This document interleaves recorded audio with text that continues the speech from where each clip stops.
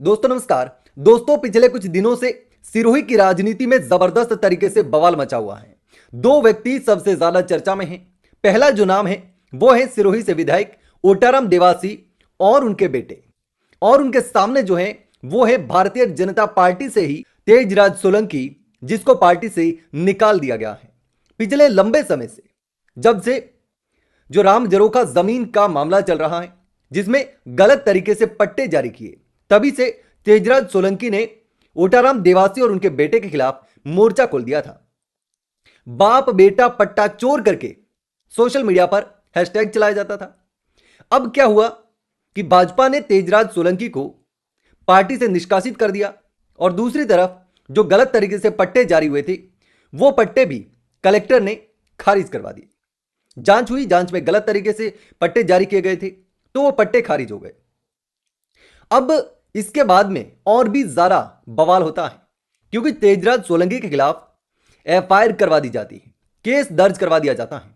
ये तमाम जो लेटर हैं वो एक के बाद एक जारी होते हैं। अब एफआईआर कौन करवाता है? कुछ लोग। कौन?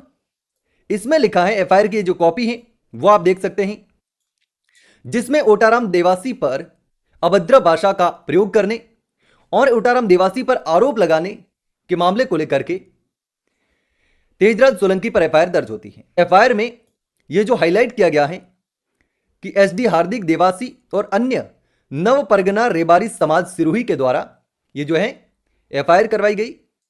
तेजराज सोलंकी ने एक और पोस्ट की थी जिसमें लिखा कि राम जरोखा मंदिर की पवित्र भूमि पर हुए अवैध पट्टे को लेकर जब मैंने आवाज उठाई तो उसके जवाब में समाज के नाम से एफआईआर दर्ज करवाई गई।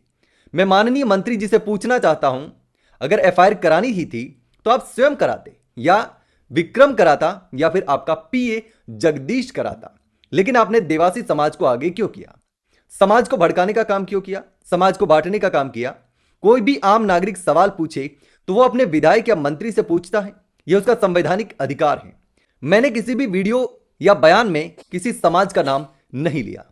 मैंने केवल एक विधायक और मंत्री से राम जरोखा मंदिर की जमीन के पट्टे निरस्त करने की अपील की थी। बार बार समाज को बीच में लाकर खड़ा करना बेहद ही दुखद है। जनहित के सवाल को सामाजिक रंग देना उचित नहीं है। मेरा संघर्ष मंदिर की जमीन और सच्चाई के लिए है, किसी समाज के खिलाफ नहीं। अब जिस तरीके से यह पूरा मामला हो रहा है, तेजराज सोलंकी का साफ तौर पर कहना है कि जब एफआईआर करानी थी तो आप अपने नाम से कराते, अपने पीए से कराते, या फिर अपने बेटे से कराते। आप बार बार समाज को बीच में क्यों घसीट रहे हैं? ये तमाम जो बातें हैं वो तेजराज सोलंकी की तरफ से कही जा रही है। दूसरी तरफ कई सारे लोग जो विधायक और मंत्री के समर्थक हैं वो तेजराज सोलंकी पर कई सारे आरोप भी लगा रहे हैं, लेकिन दूसरी तरफ तेजराज सोलंकी के समाज के कुछ लोग तेजराज सोलंकी के बचाव में भी उतरे हैं। उन्होंने विधायक पर आरोप लगाए और तेजराज सोलंकी के पक्ष में समर्थन भी दिया माली समाज ने। अब यहां पर दो राजनीतिक व्यक्तियों का मामला है और दो समाजों को आपस में आमने सामने किया जा रहा है, यानी कि बात सिर्फ दो व्यक्तियों की है।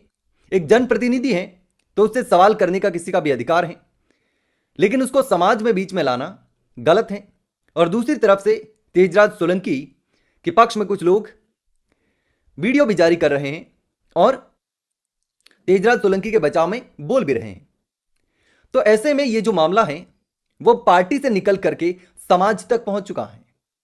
तेजराज सोलंकी लगातार पहले से ही आरोप लगाते आ रहे हैं कि इसमें मंत्री और मंत्री के बेटे का हाथ है, जिन्होंने फर्जी तरीके से मंदिर की जमीन को बेचने का काम किया। अब यह पूरा मामला तो निपट चुका है और तेजराज सोलंकी के खिलाफ जो केस दर्ज किया गया है, तेजराज सोलंकी का अकाउंट सस्पेंड करवाने की मांग की है और जेल में डालने की भी मांग की है, क्योंकि उनका कहना है कि तेजराज सोलंकी ने मंत्री जी को बदनाम करने का काम किया है, विधायक साहब को बदनाम करने का काम किया है। अब विधायक साहब भाजपा से और तेजराज सोलंकी भी बीजेपी से था, जिन्हें पार्टी से निकाल दिया गया है। लेकिन अब जिस तरीके से यह पूरा मसला चल रहा है उस पर आप क्या सोचते हैं? आपको क्या लगता है इसमें कौन सी वाली राजनीति हो रही है? किसको फायदा होगा? सच में मंत्री ने फर्जी तरीके से पट्टे जारी करवाए? तेजराज सोलंकी जो बोल रहा है उनमें कितनी सच्चाई है? तेजराज सोलंकी की बातों में कितनी सच्चाई है? आपको क्या लगता है? कमेंट में जरूर बताना कि आखिर आप इस पूरे मसले पर क्या जानते हैं? कितनी सच्चाई है, कितना झूठ है, कितना सच है, कितने दोनों पानी में हैं? आपको जो भी लगता हो कमेंट में जरूर बताना।